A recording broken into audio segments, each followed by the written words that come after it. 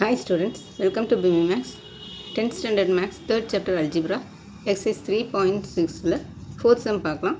Which rational expression should be subtracted from இங்கே x square plus 6x plus 8 by x cube plus 8 to get 3 by x square minus 2x plus 4.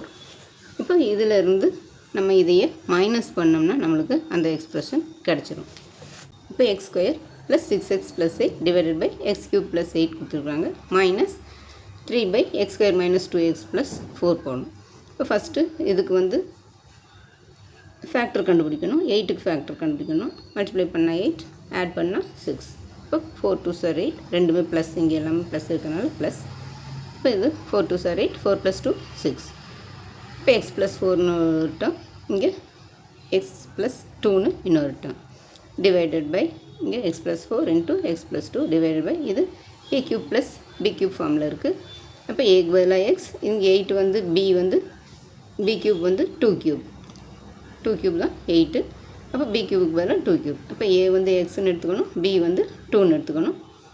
அப்போ a + b, இங்கே a + b, அப்போ ஏக்கு பதிலாக x, bக்கு பதிலாக 2. அப்போ x + 2 into இங்கே வந்து a ஸ்கொயருக்கு வந்து x ஸ்கொயர் மைனஸ்